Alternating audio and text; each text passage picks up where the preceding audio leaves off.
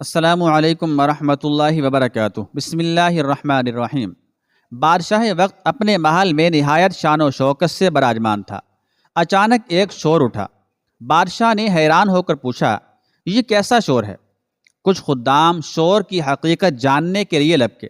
محل کے باہر لوگ ایک ہی سمت میں بھاگ رہے تھے۔ ہجوم بڑھتا جا رہا تھا۔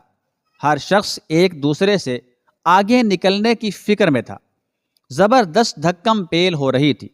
بہت سے لوگوں کی جوتیاں تک ٹوٹ گئی تھیں، لیکن ہجوم کے جوش و خروش میں مزید اضافہ ہو گیا تھا۔ بادشاہ ابھی تک حیران بیٹھا تھا۔ اس نے اپنے جن ملازمین کو شور کے بارے میں معلوم کرنے کے لیے بھیجا تھا، وہ ابھی تک نہ لوٹے تھے۔ بادشاہ کے اطراف جو چند افراد رہ گئے تھے، ایک ایک کر کے وہ بھی چلے گئے، اور بہت بڑی سلطنت کا بادشاہ اس وقت اتنے بڑے محل میں بالکل اکیلا رہ گیا تھا، بالکل تنہا رہ گیا تھا۔ بادشاہ کے محل میں ایک کنیز کھڑی لوگوں کو دوڑتے دیکھ رہی تھی۔ اس نے سادگی سے پوچھا، یہ بھگدڑ کیسی ہے؟ لوگ کہاں جا رہے ہیں؟ کسی نے اسے بتایا، خراسان کے بہت بڑے عالم حضرت عبداللہ بن مبارک رحمۃ اللہ تعالی علیہ تشریف لائے ہیں۔ ان کے دیدار کے لیے، ان کو دیکھنے کے لیے، ان کی زیارت کے لیے دوڑے جا رہے ہیں۔ کنیز بے اختیار کہہ اٹھی، اور اس کا یہ بے ساختہ جملہ تاریخ کے صفحات پر ثبت ہو گیا۔ اصل بادشاہت تو حضرت عبداللہ بن مبارک کی ہے، نہ کہ ہارون الرشید کی، کہ بغیر پولیس اور اہلکاروں کے لوگ بادشاہ کے لیے جمع ہی نہیں ہوتے۔ کنیز نے بالکل سچ کہا تھا۔ ہارون الرشید رحمۃ اللہ علیہ کی سلطنت اتنی وسیع تھی کہ ایک بار انہوں نے بادل کے ایک ٹکڑے کو دیکھ کر نہایت اطمینان سے کہا تھا، تو جہاں تیرا جی چاہے جا کر برس جا، تیرا خراج بہر صورت میرے پاس آئے گا۔ ہارون الرشید کی سلطنت ہند اور تاتار سے لے کر بحر اوقیانوس تک پھیلی ہوئی تھی۔ اندلس کے سوا کل اسلامی دنیا ہارون کی تابع فرمان تھی، اور یورپ کے پاس صرف روم اور یونان کی حکومتیں تھیں، اور یہ دونوں حکومتیں بھی سلطنت عباسیہ کی بعد گزار تھیں۔ سلطنت عباسیہ میں موجودہ سرزمین حجاز، شام، اردن، یمن، مصر، ایران، افغانستان، ترکی، روس، ترکستان، آرمینیا، سندھ اور افریقہ کا بڑا حصہ شامل تھا۔ اتنی بڑی سلطنت کے باوجود لوگوں کے دلوں پر حکمرانی حضرت عبداللہ بن مبارک رحمۃ اللہ تعالی علیہ کی تھی۔ دلوں کا یہ بادشاہ مملکت کے بادشاہ یعنی ہارون الرشید سے ملنے سے ہمیشہ گریز کرتا تھا۔ ہارون الرشید نے حضرت عبداللہ بن مبارک رحمۃ اللہ علیہ کو کئی بار ملاقات کی دعوت دی، لیکن وہ گریز کرتے رہے۔ ابراہیم موصلی رحمۃ اللہ علیہ، جن کا تعلق دربار شاہی سے تھا، اور وہ حضرت عبداللہ بن مبارک رحمۃ اللہ علیہ کو بہت عزیز رکھتے تھے، کہتے ہیں کہ ہارون الرشید نے حضرت عبداللہ بن مبارک رحمۃ اللہ علیہ سے ملنے کی خواہش متعدد بار ظاہر کی، لیکن میں ٹال دیتا تھا۔ میں جانتا تھا کہ ابن مبارک رحمۃ اللہ علیہ کے سامنے دین اور شریعت کے خلاف کوئی بات ہوگی تو وہ ہارون کو سختی سے روکیں گے، بلکہ تنبیہ کریں گے، اور یہ بات ہارون کی ناگواری کا سبب بنے گی، اور پھر نہ جانے اس کا کیا نتیجہ ہو۔ حضرت عبداللہ بن مبارک رحمۃ اللہ علیہ، جنہوں نے اپنے بے پناہ علم اور بلندی کردار کی بدولت ایک جہاں کو منور کیا، ایک نہایت دیندار اور متقی باپ کے بیٹے تھے۔ آپ کے والد مبارک غلام تھے۔ آپ کی پیدائش 118 ہجری بمطابق 736 عیسوی میں ہوئی۔ آپ کی کنیت ابو عبد الرحمن اور اصل وطن مرو ہے، چنانچہ مروزی کہلاتے ہیں۔ مرو میں ابتدائی تعلیم و تربیت کے بعد حضرت ابن مبارک رحمۃ اللہ علیہ نے شام و حجاز، یمن و مصر، کوفہ اور بصرہ کے مختلف شہروں اور قصبوں کا سفر کیا، اور بڑے بڑے اہل علم، شیوخ اور علماء سے فیض حاصل کیا۔ حضرت امام احمد رحمۃ اللہ علیہ کہتے ہیں، طلب علم کے لیے حضرت عبداللہ بن مبارک رحمۃ اللہ علیہ سے زیادہ سفر کرنے والا ان کے زمانے میں کوئی نہ تھا۔ یہ بات پیش نظر رہنی چاہیے کہ اب سے 1250 سال قبل ذرائع آمد و رفت نہایت محدود تھے، اور سفر کرنا موجودہ زمانے کے مقابلے میں بہت مشکل تھا۔ ان کے ممتاز اساتذہ میں امام ابو حنیفہ رحمۃ اللہ علیہ، امام مالک، سفیان بن ثوری، سفیان بن عیینہ اور امام اوزاعی رحمہ اللہ جیسے جید علماء کرام اور فقہا شامل ہیں۔ حدیث کا ذکر چھٹ جاتا تو ساری رات آنکھوں میں کٹ جاتی۔ ایک دن نماز عشاء کے بعد علی بن حسن رحمۃ اللہ علیہ کے ساتھ کسی حدیث کے بارے میں گفتگو شروع ہوئی۔ ساری رات مسجد کے دروازے پر کھڑے کھڑے گزر گئی اور انہیں احساس تک نہ ہو سکا۔ علم حدیث میں آپ کا مرتبہ امام حدیث کا ہے۔ آپ رحمۃ اللہ علیہ کی بیان کردہ روایات کی تعداد ہزاروں کے قریب ہے۔ محدثین کو کسی حدیث میں اختلاف ہوتا تو حضرت عبداللہ بن مبارک رحمۃ اللہ علیہ کے پاس چلے آتے۔ حضرت فضالہ رحمۃ اللہ علیہ کہتے ہیں کہ جب بھی محدثین میں کسی روایت پر اختلاف ہوتا تو وہ کہتے، اچھا اس اختلاف کو طبیب حدیث کے پاس لے چلو۔ طبیب حدیث سے ان کی مراد حضرت عبداللہ بن مبارک رحمۃ اللہ تعالی علیہ تھے۔ خلافت راشدہ تک حدیث کی روایت پر کچھ حدود و قیود عائد تھیں، خصوصاً حضرت عمر فاروق رضی اللہ تعالی عنہ اس معاملے میں بڑے سخت تھے، لیکن بنو امیہ کے زمانے میں اس فتنے نے بہت سر اٹھا لیا۔ اس پر ائمہ حدیث نے بعض اصول مرتب کیے جن کی مدد سے حدیث کو پرکھا جا سکے۔ جو شخص اس زمانے میں قال النبی صلی اللہ علیہ وآلہ وسلم کے الفاظ زبان سے نکالتا، اس کی روایت کی صحت ہی نہیں، اس شخص کے ذاتی حالات کے بارے میں تفشیش شروع کر دی جاتی تھی، جب تک اس کے ضبط احتیاط، قوت حافظہ اور اخلاقی حالت کے بارے میں اطمینان نہ ہو جاتا، ائمہ حدیث اس کی روایت قبول نہ کرتے تھے۔ حضرت عبداللہ بن مبارک رحمۃ اللہ علیہ نے بھی اس سلسلے میں بہت کام کیا۔ ابن عساکر کہتے ہیں کہ ہارون الرشید رحمۃ اللہ علیہ کے پاس ایک ملحد لایا گیا۔ ہارون الرشید نے اس کی گردن مارنے کا حکم دیا۔ ملحد بولا کہ آپ ان 1000 احادیث کا کیا کریں گے جو میں نے تیار کر کے ملک بھر میں پھیلا دی ہیں، حالانکہ ان میں رسول اللہ صلی اللہ علیہ وآلہ وسلم کی زبان سے نکلا ہوا ایک لفظ بھی نہیں ہے۔ ہارون الرشید رحمۃ اللہ علیہ نے اطمینان سے کہا، اے دشمن خدا، تو کس خیال میں ہے؟ ابو اسحاق فزاری اور حضرت عبداللہ بن مبارک جیسے نقاد یہاں موجود ہیں، وہ ایک ایک حرف نکال کر باہر پھینک دیں گے۔ اس کے بعد اس ملحد کو سزائے موت دے دی گئی۔ حضرت عبداللہ بن مبارک رحمۃ اللہ علیہ کی ذات قرآن پاک کی آیت ادخلوا فی السلم کافہ، یعنی اسلام میں پورے کے پورے داخل ہو جاؤ، اس آیت کا مکمل نمونہ تھی۔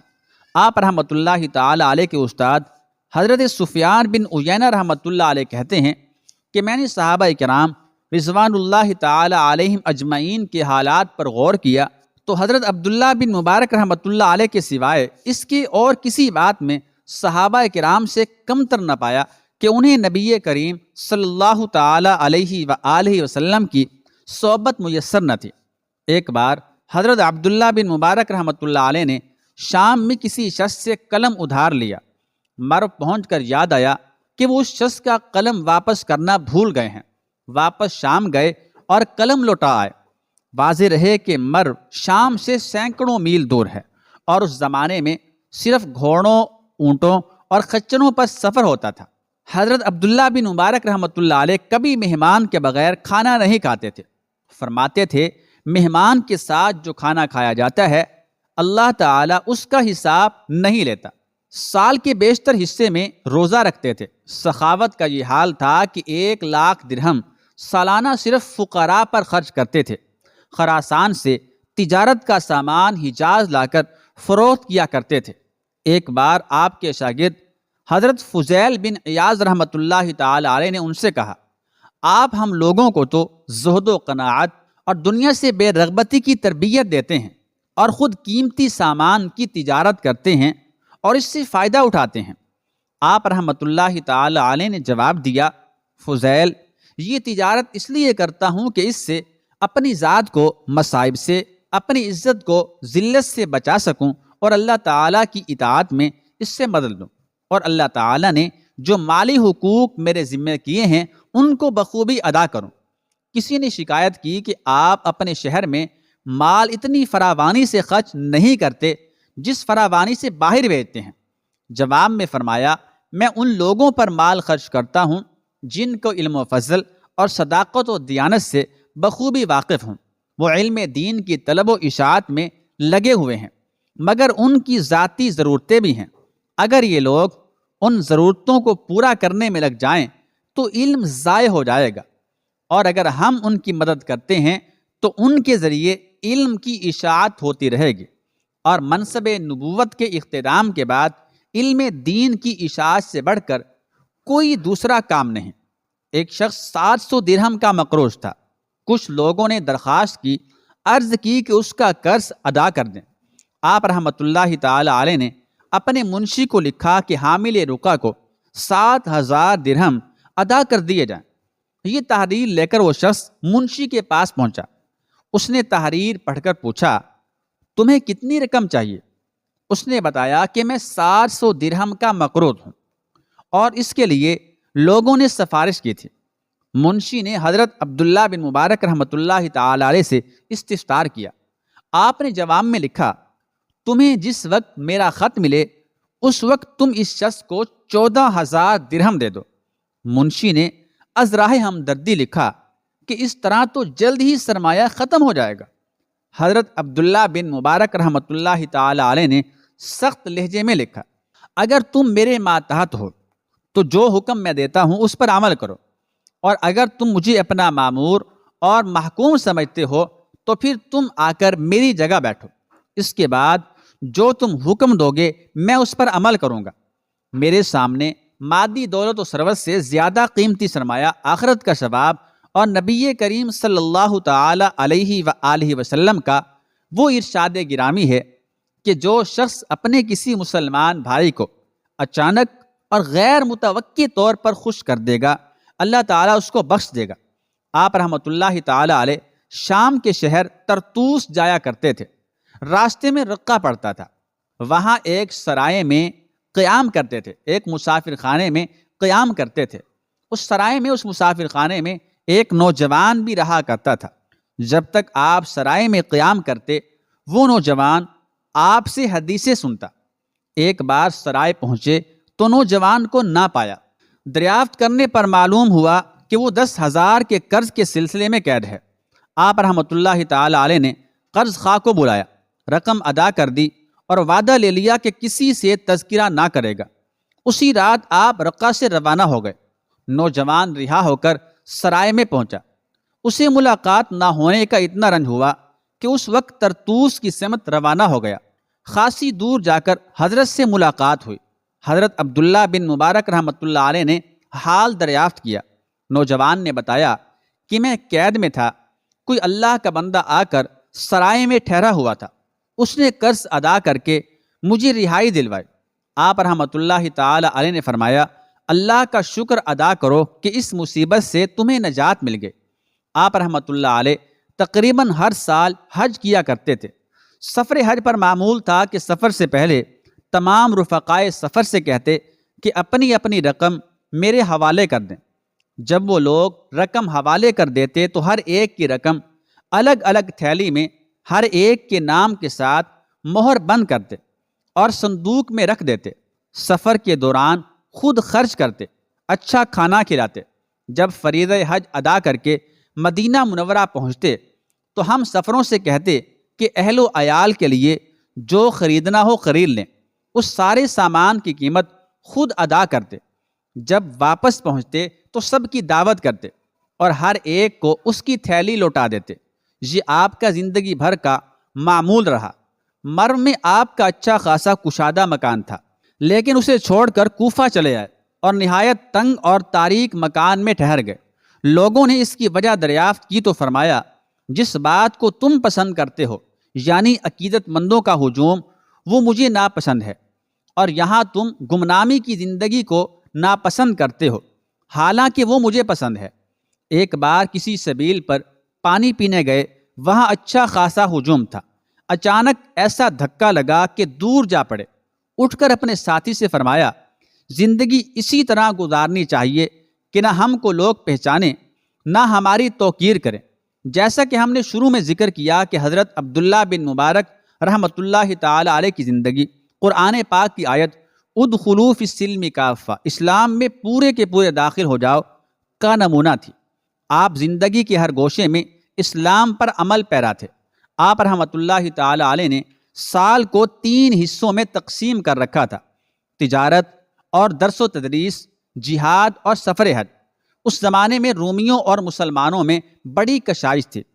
کبھی رومی اسلامی سرحدوں پر حملہ کرتے تو کبھی مسلمان پیش قدمی کرتے۔ ایک بار لشکر اسلام رومیوں کے خلاف صف آ رہا تھا۔ رومی فوج سے ایک سپاہی نکلا۔ اس نے لڑنے کی دعوت دی، لڑائی کی دعوت دی۔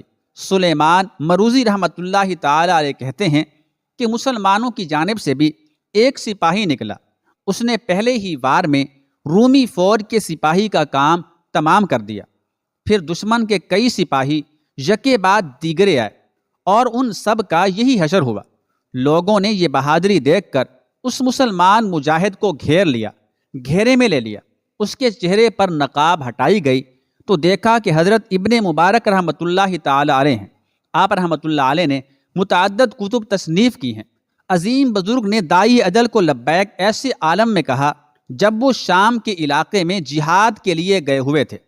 181 ہجری بمطابق 997 عیسوی کی بات ہے۔ دوران سفر طبیعت خراب ہوئی۔ صحرائے شام کے شہر حیت میں ٹھہرے۔ ستو پینے کی خواہش ظاہر کی۔